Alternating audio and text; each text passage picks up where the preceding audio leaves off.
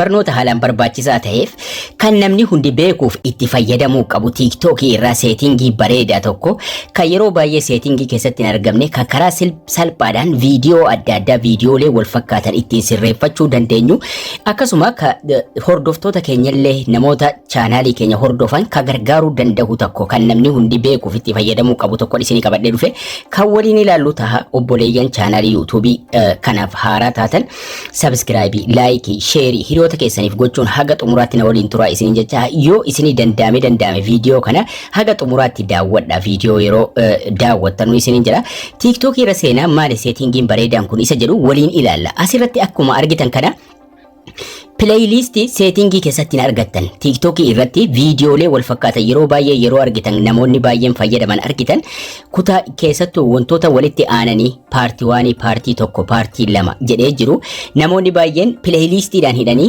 kutaa tokkoffaa kutaa lammaffaa jedhanii hordoftootaaf lafa kaa'u haala kamiin playlistii sana TikTok irratti walitti hidhuu dandeenya settingii keessaa hin argattan haala kanaan amma paartii 1 paartii 2 kutaa tokkoffaa kutaa lammaffaa jedhee walitti aansitanii haala kamiin fayyadamuu dandeessu akkasuma viidiyoo keessa yeroo daawwatu namni jala kanatti kutaa tokkoffaa lammaffaa isaa salphaadhumatti kutaa sadaffaa kutaa arfaffaa jedha wantoota tartiibaan maxxansitan salphaadhumatti asirraa argachuu dandeessu edit gochuu playlistii sana dandeessu maqaa jijjiiruu dandeessu share playlistii gochuu dandeessu akka inni paartiidhaan kutaa tokkoffaa kutaa lammaffaa kutaa sadaffaa jedha adeemu haala kamiin gochuu dandeessu akkasuma viidiyoo wal fakkaataa akkamitti bakka tokkotti hidhuu dandeenya ka jedhu namoota baay'ee nagaabataa ture seetingii keessaa hin argattanii playlistii ka yeroo baay'ee maaliif TikTokin wantoota nama tokko bira jiru nama kaan biratti argachuu dhiisuun keessan ni mala mee diileet ofirraa goonu diileet yeroo goonu amma wantoota kana tokko irra tuqee diileeta godhu kan hidhe sadan kanaa jechuudha erga yeroo tokko hiitanii sanaan booda ida'uudhuma tuqaa itti fuuffattu garuu dirqama yeroo tokko hidhuu qabdu jechuudha haala kanaan dhufee baha waan ta'eef playlistii sana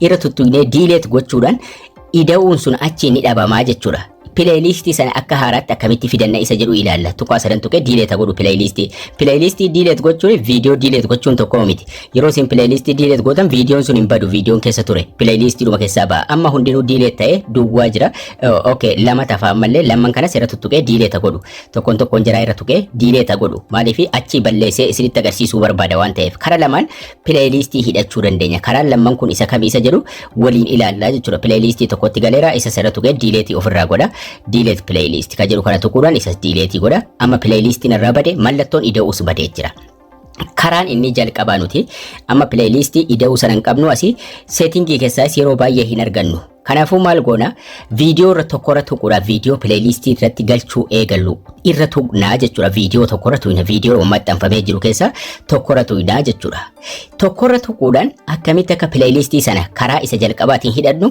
waliin ilaallaa jechuudha viidiyoo tokkorra tuqnee gara fuula duraa adeemuudhaan tuqaa sadii of jalaa qaba viidiyoon kamuu yeroo irra tuqtan viidiyoo wal fakkaataa hidhuudha waan ta'eef fakkeenyaaf barnoota imo kanarraa haa tuqu sanaan booda jala kana tuqaa sadii arganna viidiyoon kun playlistii keessa galuu eegaluudhaaf jechuudha tuqaa sadiitu ina karaa inni jalqaba tuqaa sadan kana tuquudhaan jala kana mallattoolee adda addaa nuu fida mallattoolee jala kana keessa jiran keessa R2 playlist ka jettu kun as jirti R2 playlist kana tuqannaa jechuudha R2 playlist kana yeroo tuqannee maqaa playlist maqaa keessatti walitti qabuu barbaannu mata duree isaa nu gaafataa jechuudha mata duree isaa haga qubee 25 isin gaafata osoo gabaabsitanii barreessitanii baay'ee bareedaadha qubee tasa dheeraa barreessuu dhiiftanii jechuudha barnoota imo jedhanii dan ka jedhuun tuqaa jechuudha dan ka jedhu tuquudhaan deemnee viidiyoo biraas itti gaggalfanna amma barnoota imo wal qabate waan ta'eef already hidhamee jira jechuudha mata duree itti hidheen jira kunoo playlistiin tokko dhufee jechuudha kanaan booda viidiyoo itti naqachuu dandeenya barnoota imootii waa wal qabate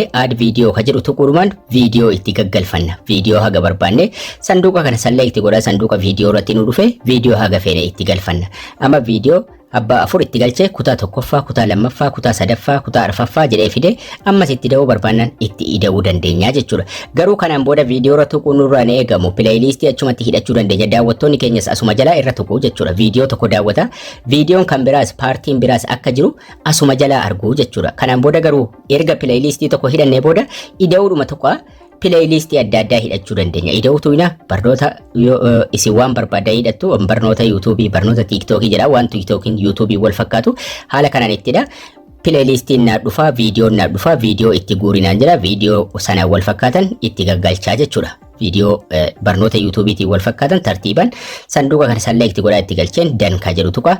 Videoon 7 itti gale kutaa 1, kutaa 2, kutaa 3, kutaa 4, kutaa 5, kutaa 6, kutaa 7 jedha. Tartiibuma isin itti galchitanii dhufe itti seen. Daawwattoonni keessan as jala barnoota YouTube jedhee videoon 7 akka achi keessa jiru videooma tokkoon sana daawwataa dhufanii arguu jechuudha. Barnoota biraas itti daawuu ammoo kabira hidhachuu barbaadnan kanan booda chaanaaliidhuma keenya jala profiiliidhuma jala seenuudhaan ida'uu kana tuqannaa jechuudha. Ida'uudhuma kana tuqannee playlistii adda addaa hidhannaa jechuudha. Playlistii 10 yoo barbaaddan 20 yoo barbaaddan haguma feetan hidhattu kanan booda jechuudha. Asirratti immoo barnoota Facebook jedhu sanaan booda nextiin tuqa viidiyoon naa dhufa.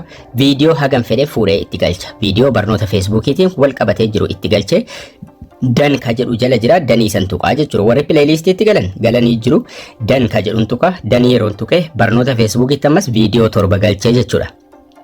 Kutaa 1 kutaa 2 jedha fidee nuuqa jala sanattis daawwattoonni keenya irra tuqaayituma argu. Profaayilii keenya tuidee gara profaayilii keenya jala yeroo deemnu barnoota Facebookii, barnoota YouTube, barnoota Imo jedhee playlistiin hidhadhee arguu danda'u. Salphaadhumatti barnoota Imo jala dhaquu danda'u jechuudha. Ammas kabiraa feenaan ida'uudhuma tuqanna. Karaan inni lammaffaanis ni jira. Karaan inni lammaffaan immoo playlistii ittiin hidhannu ida'uu tuinee yeroo viidiyoo maxxanstan erga mata duree barreeffattanii erga everyone irra kaayyatanii kaatanii more option yeroo viidiyoo maxxanstanis playlistii itti galchaa maxxansuu dandeessu jechuudha. More option ka jiru kana tuyna. More option yeroo tuynu filannoo lama qabna. Tokko playlistii duraan create godhame itti galchuu dandeenya. R2 playlist ka jiru kun ni jira. R2 playlist tuquudhaan tokkoffaa playlistii duraan jirutti galchuu dandeenya. As keessa barnoota Facebook, barnoota YouTube, barnoota Imo jedhee jira. Tokko mara tuqee itti galcha. Yookaan immoo R2 playlist tuyne haaraa create gochuu dandeenya jechuudha. New playlist ka jedhu kun jala jira. New playlist ka jedhu tuqannee playlistii haaraas banachuu dandeenya jechuudha. Karaan tokkoffaan viidiyoo irra tuquudhaan. Karaan lammaffaan immoo yeroo viidiyoo maxxansitan asirratti immoo barnoota TikTok jedhu daniin tuqaa jechuudha. Danii yeroon tuqe playlistiin kiyya create naa tahee jechuudha. R2 playlist ka jedhu kun moorii keessaa arganna. Kunoo as keessatti arganna. Playlistii kabiraa ammas barbaannaan asuma irratti kabiraa ammas create godhata. Viidiyoo asumatti yeroo viidiyoo maxxansitanis itti galchaa adeemuu dandeessu jechuudha. Kanaafuu karaa lamaan tokko viidiyoo duraan maxxansitan irra tuquudhaan R2 playlist gootu. Inni kaan immoo mata duree yeroo viidiyoo maxxanstan fiddanii itti galchitu jechuudha. So profile wanni isin create godhatan marti isaa dhufee haala kanaan asitti isiniif bahaa jechuudha. Mata duree kana irra jalatti. Akkasuma namni chaanaalii keessan jala TikTok keessan jala seenus salphaadhumatti dhufee achirraa mata duree dhimma barbaade irratti daawwachuu dhaggeeffachuu barbaade playlistii jala argachuu danda'a. Akkasuma chaanaalii kiyya jala yoo seentan immoo mata duree playlistii YouTube jala yoo seentan barnoota TikTok kabiraa yoo feetan bal'inaan asirraa argachuu dandeessu. Haala kanaan TikTok irratti playlistii create godhachuu dandeessuun isiniin jedha. Barnoonni keenyas kana fakkaata akka irraa barattan abdii guddaan qaba. Laayikii, sheerii hiriyoota keessaniif gochuu hin dagatina. Haga barnoota kutaa itti aanu walitti deebinutti turtii gaarii nagayaan tura.